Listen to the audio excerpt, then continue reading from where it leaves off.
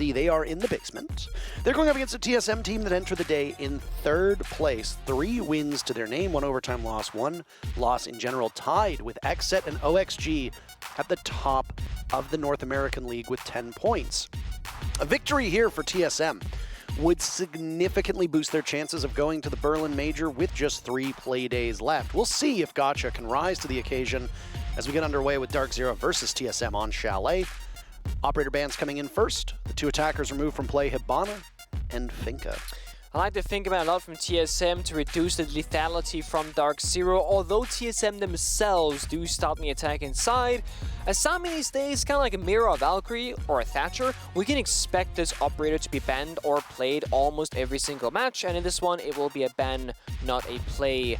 And then DarkZero opting for a bit of some funky bans here. Hibana and Frost on all maps like Chalet. We know that Gio and Chala, they like playing the Frost on maps like Clubhouse, like Chalet, so it makes sense given the circumstance. The Hibana is a bit of a rare thing to see on Chalet, but it speaks to ADS clearing if you play Wamai and Jaeger or Wamai and Rooney, and it makes the attacking job a little bit more difficult as you just have less projectiles overall, and you can of course substitute those on other operators, like for example Gotcha is playing the Nomad, but of course you get less lethality on the lineup if you do that. You love that word, lethality. Lethality, that's the word of today. Just today. Used across a multitude of esports titles. Chalet has been played once so far in the North American League. That's it. It was all the way back on Playday number 3, Space Station Gaming versus Beast Coast. Beast Coast prevailed 7-4 in that bout. And if you look at the stats for Chalet, well, there were 11 rounds played, obviously.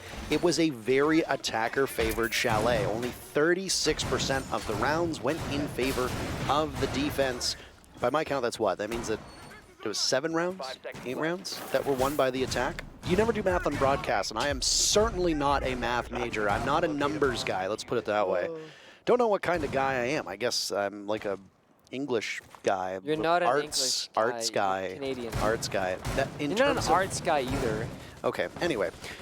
In terms of bomb sites, kitchen and dining was played the most. We can go back again to the Charlotte Major, just as we referenced for Skyscraper in our very first match of the day. It had not been played at all in the NAL for Stage 2, so we had to go all the way back to the LAN that happened 2 months ago, in order, well, a month and a half ago, in order to get proper assessment. We might reference those numbers, but for now, let's just focus on what we see in front of our eyes as we get underway with round number 1. I think you'd be the guy like a debate guy, like debate class. Okay. That's what you do.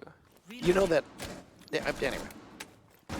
Oh, nice shot by Merc. Starts things off, and this is the thing with TSM is yes, they don't have Geo on the board for them. They have Gotcha playing instead. But the strength of TSM's players are so strong that even having Gotcha in more of a support role is not terrible. You've still got Bolo achieved in Merc, the 3 points of that spear, as we've talked about time and time again, to do a lot of work for the team, especially Merc. If Merc has a good game, frankly, the supporting cast around him is a little bit immaterial because he can carry on his own. So first pick on Hyper, that's good.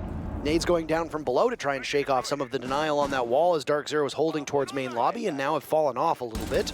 This is that bomb site that we talked about upstairs of Master and Office, which was not won a single time by the defenders when it was played in that Beast Coast SSG match. I know this wall being opened up, the mirror window next to that wall breach as well is like basically useless at this point for the defenders. There is a second mirror window down below and a C4 is also follow it up, I believe, from Canadian, who's now working his way upstairs for a flank. Nice kill to Bolo. No one watching it apparently. A jump out from Pampus who finds nobody, but this is now TSM pushing that go button on the side. And they have a flank watch operator in the Nomad, and that's Gotcha in hand, but those air jabs have gone somewhere, and none of them have found Canadian. Still, it's Pambazoo and NJR for DZ. That's it. A minute to go for TSM to scout out the bomb site. They find Gotcha, and NJR picks up the kill for DarkZero. Numbers evening out a little bit more, but still, at the moment, favoring TSM. Down goes Pambazoo. It's a second kill for Merc through the open mirror window. NJR tries his best, but a 3K from Merc seals the deal for round number 1. And again, while Geo is not playing for TSM due to an undisclosed / mystery medical illness, maybe he's just too good looking. We don't know what the real reason is for why Geo is away, but Gotcha filling in his place. If Merc can have a good game, Enabled by his teammates, of course, Gotcha will have a benefit that's outside of just potentially fragging well. But if Merc can have a huge game, if Achieved can have a huge game, for TSM, sometimes that's enough. And with the woes that DZ have had so far this stage, that certainly could be enough for TSM to get the victory, even with a stand-in play. You're right. And I mean, I saw Reddit right before the game started, and they raised the question, why is Gotcha the one playing and not Pojo? And I mean, Gotcha did play more recently as a player, and I feel like Pojo was very happy about retirement onto that coaching role, whereas we all know that Gotcha wanted to be a player, you know, even when he was coaching. So it seems to make the most sense, and I also think Gotcha's relationship with the guys, you know, coaching them through the SI victory, etc., understanding what it's like to be in the server under terrible circumstances, it might just be the better fit. Either way, they got their 5th player, even though it's a coach, and we've seen Gotcha do good before, and on that first round, well, nothing much happened of it, but we got many more rounds to come. You hear the telltale sign of Glaz. His gun is so distinct that the moment you hear it, you know that it's out there, and, well, there's no doubt about it. DZ will peek windows, potentially to their demise. Air jab goes off, Canadian immediately takes care of that, and then repositions. Inside a trophy, nobody from DZ remains. Achieved always hovers Glass during the attacker repick phase, but never really sticks it, so this time he did, with the Capital as well. Got a couple of smokes going on. Could be a bit of a aggressive situation in about a minute from now, depending on how Achieved wants to approach this round. Real action just yet. 1 minute off of the clock. Lots of smokes, lots of killing utility for TSM. So they look to try to crack this this bar gaming take that they're right now figuring out. Bolo gains a lot of information off of this, by the way, but Canadians still capitalize off of it. 3 players spotted by Bolo on that single Gemini, so well done and good utility from TSM. Unfortunately, they still give up that first death. Merc will be of no value for this round. Those Twitch drones will be idle for the remaining 90 seconds. Yeah, and that's gonna cost you, because like if you had those Twitch drones alive now, like we really hand you to clear out those magnets and those ADSs, especially because you got the glass or limited utility on the board, as you want those smokes to be used, not to be burnt on utility. Good patience. Hyper follows up. DZ pick up kill number 2. TSM seemingly floundering right now. They got all that intel off of Bolo's scouting and then didn't really use much with it. Their focus has been over towards Library. Glaz is still up as well, with the smokes going out from Capital. Achieved can do some serious damage here if he finds his mark, but there's nobody from DZ that are presenting themselves. Instead, DZ have scampered off over towards the Library, leaving just NJR to hold against the hordes of TSM. No drones seem to be coming in, so a nice shot from NJR will net Achieved, and immediately a fall off from the top floor. TSM's entry not working out very well. Canadian in the basement catches Gotcha off guard. Once teammates. That's always a funny thing to see. Leaves Chala upstairs with 30 seconds left. A flawless round for DZ in the works, unless Chala can get a single kill or more. Clutch factor is there, but not accomplished. DZ take round number 2. And it's flawless as well. Very easy round for them. Just 1 versus 1's going in DC's favor, and NGR sure almost got injured by the glass of Achieved, but not quite. He did stay alive, so a flawless does count. 1-1 so far as round number 3 is underway. See the bottom side, kitchen, dining being chosen from DarkZero. So we're going master bedroom, bar, into kitchen. No basement as of yet. It's funny because basement in ranked play is typically like the starting bombs that most teams go to, but in competitive play, it's often deemed very hard to defend just because you got those exterior walls that the attackers can abuse and open up very early on. You don't get to play with much of the map control, where when you go kitchen, you get a whole floor above to work with. When you go bar, you get a whole floor above to work with. When you go basement, you can try and do a soft roam, but you're typically stuck in the basement itself. That's typically why you don't see it as frequently in professional play as you normally would in ranked. Actually quite surprised with how TSM goes from looking so formidable in round number 1 to looking like a shell of themselves in the span of 3 minutes. It was that rehost, you know? Yeah, it crushed them. Absolute mental boom, as you want to call it. Oh. TSM have trotted out Sens before. How do you use Sens? Well, you use them by being very slow, because Sens is a 3 armor, not exactly the fastest operator in the game. But the tricky thing with the ROU gadget, which is that little disc that sends up the beams of light, the wall of light, is that it can have a bit of a mind of its own. You can't control it. It's not like a drone that makes the smoke for you. Still, synergizes very well with the Glaz. It's Bolo's turn on the Russian operator to see through the smoke. TSM have brought out Sens before. If you recall back, they had a bank matchup where Sens was brought out just once, but they weren't particularly effective despite TSM winning the round. I'm curious as to how the experiment will be this time as Sens is being brought for a take on a kitchen. Yeah. So the way it's coded is that it works the same way as a Candela. If you bounce it off a wall, it'll like go in a certain direction trajectory-wise. So once you learn the lineups with Sens, you get a lot more value similar to Ying. But it's an operator that just takes a lot of time and experience. So if Merc plays Sens now, it's very likely that Merc will keep playing the operator for, you know, extended duration of time throughout the next couple of months and seasons, because it's one of those you need to be good at using the utility to get much value out of it. Speaking of value, Rotero drones right now paying off quite well up from above.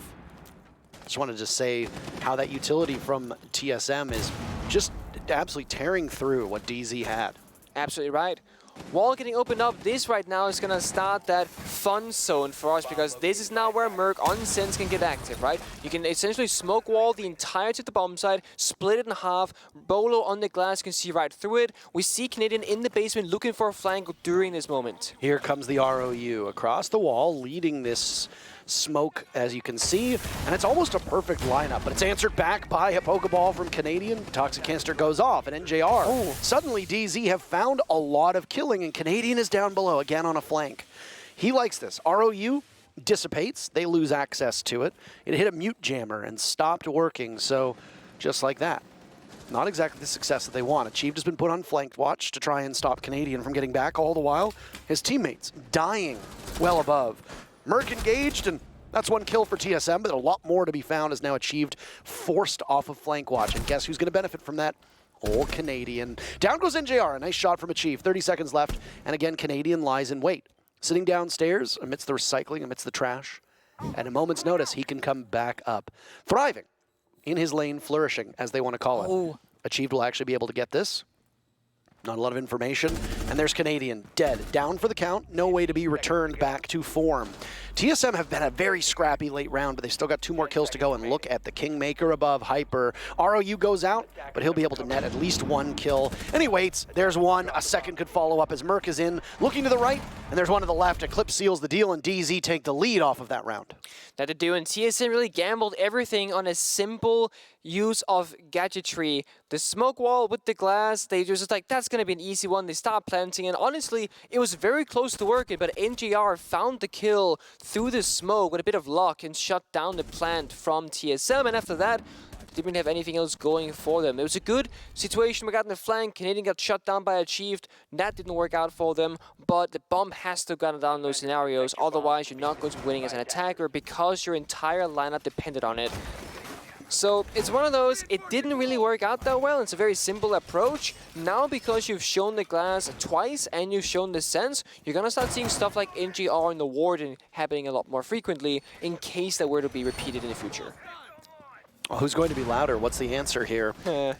I mean, I think Canadian probably, and there you go, 68% to 32%. I'd say that's about accurate. Hard pressed to find somebody louder on the stage than Canadian when he just fully goes off. You could hear it rooms away. The times that I've been at a LAN event and he has gotten mighty, mighty loud, and I can hear him literally down the hall. Clear as day. Yep. Countless. Charlotte Majors a few moments where, you know, we're casting in front of them and you can like hear them through the headset, just like screaming stuff. And like, goddamn. Honestly, Canadian these days, as he's gotten older, as we all have, he's not getting loud every single game, every single round, but he still has his moments when it's like a very tight game that matters a lot, or when it's certain matchups, of course, of rivalry. Well, look at what it is. It's a downstairs defense for DarkZero, and through 4 rounds, they've gone to every single bomb site now, so kudos to them for that. Bingo! Again, not a lot to glean from the Chalet match between SSG and Beast Coast that we saw on Playday number 3. Only 11 rounds of data for us to go off of. But the general rule for Chalet is that it tends to be quite friendly to the attackers, and if that number really does hold, then that's terrible for TSM because they've already forfeited 2 rounds, and they forfeited the first kill as it's DZ to take out Merc. Again, Merc dies early on. He had a superb first round, but after that, it's been quite lackluster. even though he played more utility in the previous round, he still wasn't able to do much in terms of the scoreboard. And it's a Jackal as well. It's going to help you with the roam game that you need so desperately now, because there are roamers from DarkZero up on the top floor, despite this being a basement defense and achievement. A nice vertical kill onto Eclipse, but they need more than just this. With Geo being out, there's a little bit less gunfire on this lineup, so Merc is a crucial member together with Chief and Bolo to find these openings. See if they can get some more. Canadian roaming around across the entire map every single round. And he's been quite successful too, if we want to talk about it. He's been the master of disguise, as he's managed to take many, many shapes on a variety of operators. Again, it's commonplace to see Canadian fulfilling that 6th pick role, as a lot of people call it, that flex pick role, where he can just go wherever he wants. That's a holdover from the 6 pick days, but point being, he can be as cheeky as he wants to be. That's a kill for him. A nice one from Hyper, too. TSM is just getting fed to the wood chipper at this point. Panbazoo, a missed opportunity. That is uncharacteristic of Panbazoo's abilities. Usually he doesn't miss those. Picked apart by TSM. It's a 2v2. So DZ's early gambit and the advantage that they had in terms of numbers has now been cut down, and it's an even ball game. And it is 2v2, 40 seconds left. So this is an interesting position because it doesn't really favor the attackers or the defenders. Whoever gets the first kill for that 2v1 is going to be in a great position. TSM has a hard time getting inside the bomb site, but once they get in, it's even fair game. Nades ready, but Blue has already escaped at that point, achieved shouldering some damage from NJR deep inside of Wine. Canadian now poised to strike again off-site, but he's going to test the reflexes of Achala. Achala can't do too much. He'll throw in some utility, walk through the breach, maybe to his undoing, but we'll see. Both players from DarkZero side by side. Achala beheaded by NJR, leaving Achieve to try to clutch out. He can't even connect on to Canadian, as the captain from DarkZero is the one to net the final kill. It's 3-1 in favor of DarkZero as they are running up the score on a Chalet defense. That they are. It's looking good. But I mean, the common factor here is just that TSM falls early on. Merc dying early in the first minute is really costing them. I will say, Bolo and Achieve did a good job at trading each other out onto Hyper later on. Then a second kill came from Chala onto Panbazoo as well, who missed a lot of his bullets. But if that was an even 5 versus 5 round, well, TSM finds himself in a 3 versus 2 rather than a 2 versus 2 in that situation. And that is a much more favorable position because you can actually plant in that moment. Bar Gaming is up next. Similar lineup from both sides. No shenanigans this time, no funky playstyles. Gotcha right now actually doing the most flexibility for TSM sides, doing both the Nomad, the hard breaching, the Flores.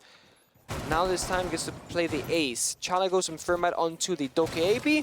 This of course also helps you with finding the roamers and of course gaining control of those bulletproof cameras if you are lucky enough to get an early kill and hack a phone. That's when Dokeabi is the most lethal or the most successful. If you don't get that early kill, you just get to ring the phones and you get smoke grenades if you choose that, which is still decent, or flashbangs, but ultimately you want that early kill to get some information. Well, after going upstairs to an unlikely bomb site that had not been won by the defense just yet and then was won by TSM, there's no attempt at the bedroom and office site. Second time's a charm for Bar Gaming. This is where DZ won their very first round and started that perfect rotation that we see them go through with Bar Gaming and then Kitchen and Garage to follow. All things really working out for DZ. 3 first bloods in a row, and they've won all the rounds to boot. TSM's entry was good on round number 1, but then after that, quite subpar, and they've really struggled to pin down the roam. I wonder if, because Geo isn't there to do flank watch, if DZ's game plan is, okay, we know that Gotcha's not going to fit in, we know that we might be able to push this, they don't have their typical flank watcher, let's flank, let's roam more aggressively. This is going to be a major sore spot for TSM. If that was a deliberate decision by DZ, it seems to be working out quite well, because it does seem like that's a sore spot for TSM, given the success that both NJR and Canadian have had on the roam. Absolutely agree. And if it doesn't get punished, you gotta keep doing it until it does, because it's 3 rounds, 3 picks, and that grenade is so close, but just misses because Hyper walks around the corner. He stays alive. Good amounts of utility here being spent from TSM, but not really a whole lot to be gained so far. And more magnets will be loading up with time, so TSM, they're working against the clock right now with only half the round to go. Merc made his way in round number 1 and got droned in for a second, but then picked up that 3K on top of the first kill, and it's the only time that we've seen a first blood for TSM, and look what he's done again! Merc, as I say his name, walks in, takes out Hyper, but TSM assess that the bomb site is open, and there's for the taking a second kill from Merc. Bolo slaughters Panbazoo. Chala's in the corner waiting for a drop from above, but Merc picks up a third again! Merc is killer through these mid-rounds, leaving just NJR to retake from lobby, and how about a 4K from Merc? He really does it all in that round, and it gives TSM their second win on attack. Yep, when Merc is online and activated, TSM gets the round. That is how it goes right now. But it also means that it's a 2-3 scoreline, which means, well, TSM, they really want this third round, try and even things back up and get that nice side swap preference. So where will the final bomb site take us? To Master Bedroom by the looks of it. And all we just need here is Merc to stay on Iana on that ARX. Very, very strong weapon to be in a preferable position to get those kills. NGR bring out the mirror, same fashion as last time, and looks to be in the same exact positions. One here on the wall to Ivy, and then one mirror down below in the dining to oversee the fireplace lobby area, as you can easily see below. It's an interesting mirror window position. I say interesting because the moment that wall gets opened up, the mirror window's gone. It's practically useless. But in another way, it gives you an angle from piano in towards the breach as well. That kind of favors the defenders as you can hold the crossfire. It might be that might be the reason as to why it's positioned there. Of course, the Chief goes away from glass onto Sledge because that is always what he does, except for that one time. And I spoke to a Chief about this, or to Bolo rather, about it. And I said, Bolo, how come a Chief is always hovering glass in the attacker repick phase? And Bolo said, well, it's an operator that nobody really is going to play. So if he picks the Sledge, we can pick our operators. And then at the the last 10 seconds, a Chief can pick the operator that he wants to play and needs to play. And he doesn't like clash with anybody else. So that seems to be the reasoning as to why that's happening.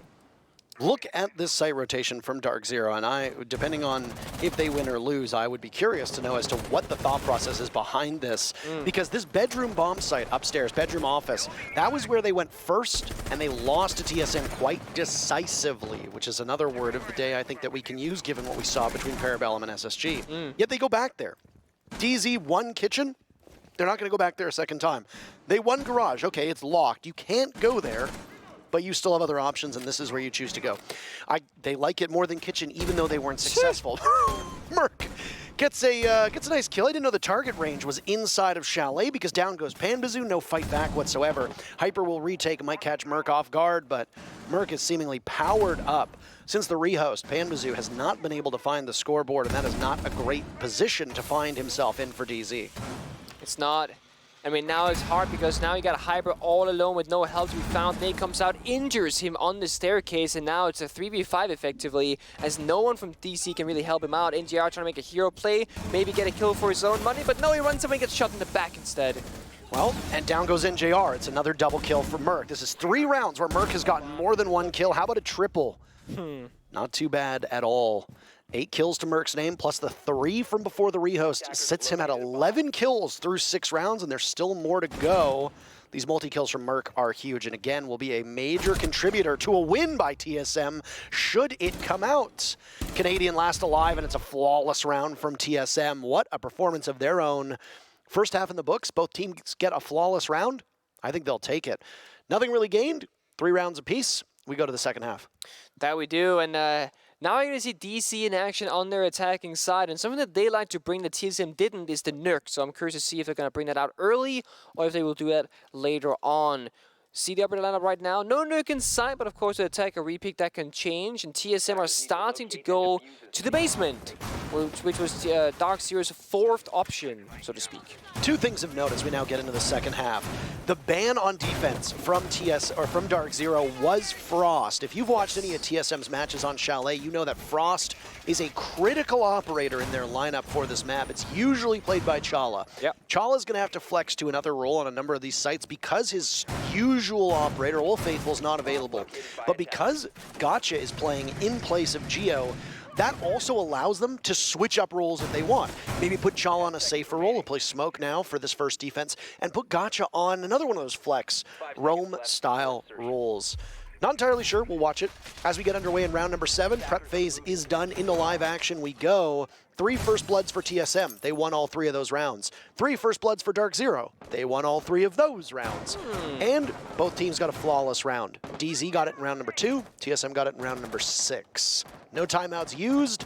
Every single bomb site played by DarkZero as well, to varying success rates.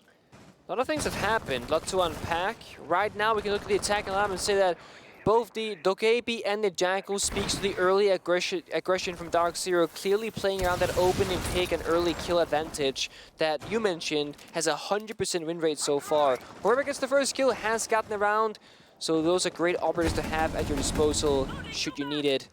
Of course, you see Canadian flexing around many different operators in both this match and the previous ones because he is the flex player of DarkZero, and often he'll find himself going alone inside the building, taking an area in control, and sitting and waiting for his team to make the first move. Merc, similar playstyle, that lone wolf kind of player on the defense, roams extremely aggressive, sometimes to TSM's demise, but usually he finds success, or at least a kill, in almost every single round when he does it. Merc gets droned out, and then a logic bomb comes in, nicely caught by Hyper. That was rhythmic by DarkZero, well calculated, and it puts TSM in a bad spot. Merc, who has 3 multi-kill rounds to his name, will be no more. Next one up is Chala. Canadian has been sitting on this Dokebi role quite a lot for his team, and he'll be able to hack the cams off of the dead Merc as well. Pamba, next one up. Upstairs in Solarium, logic bomb goes off, that's achieved, and his feet will be spotted too by the Jackal, so a bit more pressure will be put on. The good news with having a DMR in your hands is the ability to destroy walls very quickly. It gives him a line of sight to the bottom of those Solarium stairs. Now it's Pambazu's turn to collapse onto the Aruni. Will do that. Down goes achieved. Next one up. Who is it? DZ are just storming through this TSM defense. Gotcha and Chala are the only ones left. Gotcha still searching for his very first kill. Scrambling right now inside a back bar, and, well, he's the only one left up. Can he do anything? No, he can. It's a flawless round from DZ, answering TSM's. What are we witnessing in these matches? Realistically, they should not be so one-sided, and yet here we are. TSM, a flawless. DZ answers up with a flawless of their own, and DZ regain the lead because of it. I was going to say the exact same thing. I mean, we just saw Parabellum SSG, and there's like so many flawless rounds, and now in just 7 rounds, it's our 3rd flawless in this matchup as well. And it's weird because we don't see flawless rounds very often. Normally, like, someone always dies or something goes wrong or whichever, but it just has been very decisive rounds so far today. And we are only on game 2, of course, but this could just trend throughout the entirety of this Playday. Yeah, I don't know. Doesn't make sense? It doesn't make any sense. I mean, we saw it yesterday. We didn't really have any blowouts yesterday. Even in the games where they were quite lopsided in terms of, yeah, teams at the top of the NAL, teams at the bottom of the NAL. Most of that doesn't really matter because if you look at it, it's so close, right? Very close. 9th place team was 4 points away from 1st place. That's a win and a single point. That's it. Yeah. That's really close. A single win could completely upheave the results in the NAL.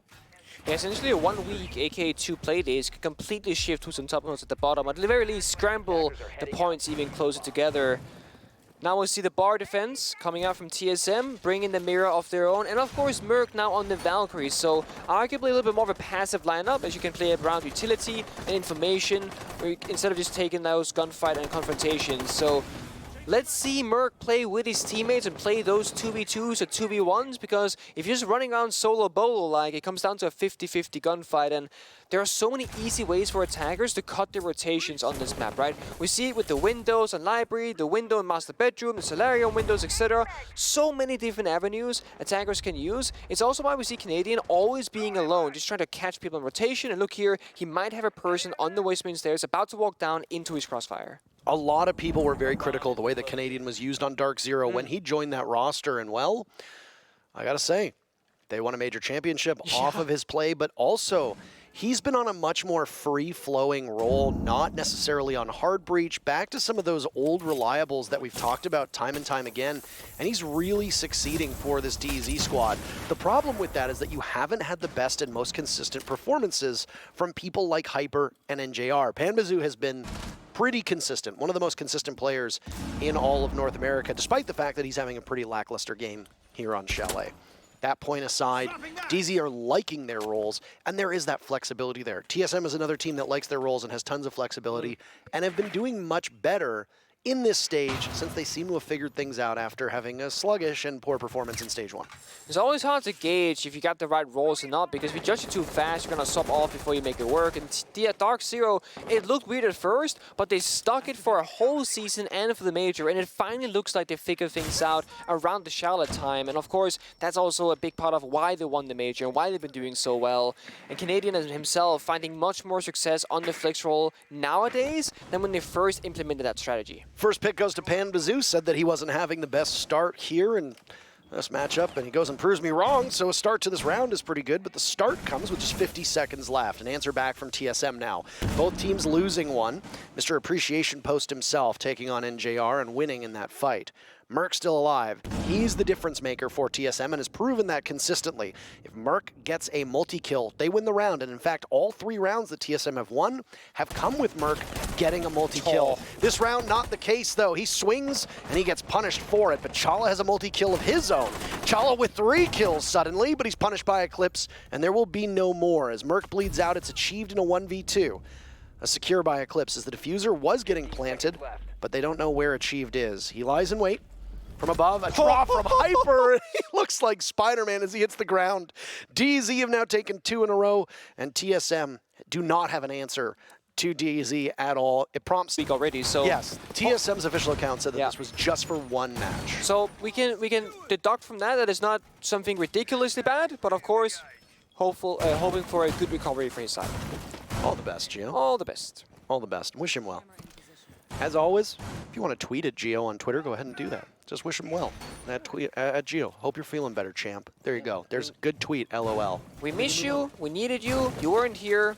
Screw you. Come back next week. Hard. Something like that. No, not like that at all. It's pretty accurate. Learn how to talk to people. I'm sorry. I beg you. I beg and plead. This is an upstairs defense now as you go over to bedroom and office. This was the bomb site that, again, has been won by the attack both times and does not have a successful defense yet in stage 2. This is the 5th time that this bomb site has been played, and it is 0 for 4 for the defenders. DZ see a potentially wounded TSM not playing to their full potential, but TSM took a timeout and then deliberately went to this bomb site. So clearly they have something that they feel confident in, or else they would have gone to the kitchen bomb site if they felt that that was a better opportunity. Chala's already been downed, by the way, so maybe this isn't the best entry point for TSM to get themselves back into the match. But Bolo does get the first kill. Chala hasn't been finished off. Canadian is close enough, and oh, almost a missed opportunity. Canadian could get more than one. He gets the secure. Look at all those bullets! Canadian's a fire hose of damage, and TSM are taken out one by one by one. Suddenly it's achieved in a 1v4 with still 2 minutes to go on the clock, and it's Eclipse to catch him on the rotate back to the bomb site. DZ storms to match point. And that's Troy getting loud right there. He saw the woo coming out from him on the on the camera. And I hope we get a microphone replay of that at some point. But oh my god, look at that LMG go rat-tat-tat-tat. 150 bullets, finds one, finds the second, confirms the kill so no injury or no revival comes out, finds the third on Bolo, and almost gets the 4th as well, but it's Hyper instead that got it. I go back to that video of Canadian on Skyscraper playing as Ella when she had like 50 bullets, and he's just pre-firing everywhere and then kills somebody on the stairs and he goes, I'm Ella. And now he is playing Ella's sister in Zofia and does it with 150 bullets. Wow. Wow, wow. What a performance that was. It's always fun. Hey, you can have boomer reflexes and boomer aim like Canadian does, and because you've got such a huge buffer, you can continue to fire. With all that gunfire that we saw, he still had 81 bullets left at the tail end of that clip. Really remarkable stuff. Timeout for TSM evidently does not work. They go to a bomb site that is now 0 for 5 this stage. Yep. Not a single successful defense of the bedroom and office bomb site upstairs. Not the position that you want to find yourself in. So where does TSM go? They're going to go downstairs to Garage. They've been unsuccessful across all of the defense. They had some good showings on attack, but TSM really struggling without Gio. Gotcha still searching for his very first kill. And that's not the position you want to find yourself in. Yeah. It's funny because TSM was showing a lot of new stuff in the first couple of rounds, and then when that wasn't working, they said, you know what, let's go back to the good old reliable, the things that we know and the things that we can execute on more accurately. And their attacks, they got better towards the half end there, or the last remaining half. But now the defense, that's kind of where things get scrappy because you gotta now play the map dynamically, right? You gotta hold onto the ground with confidence, take the correct gunfights, make the right decisions, and when you're playing without your main player, that is just so much more difficult. I want to see if Gacha now on the Jaeger can find a bit more success, but it's Bolo instead who gets taken off early from Pambasu on the piano window. We talked about how Pambasu was a little bit slow to start. Gets the first kill in 2 rounds in a row. Now Gacha walks right into the waiting arms of NJR as has achieved 2 for the price of 1 on that entry point. 2 minutes to go. DZ are speed running their attacks at the moment. Yep. And now Merc will watch from far enough back, gets droned out and misses that opportunity. This must be a frustrating one from TSM. With how close the North American League is in standings and how much TSM want to be able to avenge their poor performance in Stage 1, this error that's being committed by not having Geo, not great. Down goes yet another. Merc is the last one standing. He takes out 2, and there's a third lined up as well. Playing off of the kitchen. It's a game of Ring Around the Rosie. A potential pocket full of Posey, who knows? Diffuser getting planted by Eclipse. Mercs' attention is elsewhere. He's got Pambasu watching, but he's nowhere near the bomb site either. Successful diffuser planted. Hard pressed to think how TSM is going to make themselves win this one. Merc heads back to the bomb site. And there's one watching right in front of him. Pambasu swings. That's it for the ball game. 7-3 in what was closer in the first half. But as we say, Chalet's attacker favored. And DZ proves it. 4 rounds in a row for DarkZero on attack. Yep. That was a fast matchup. TSM hurting by not having Geo.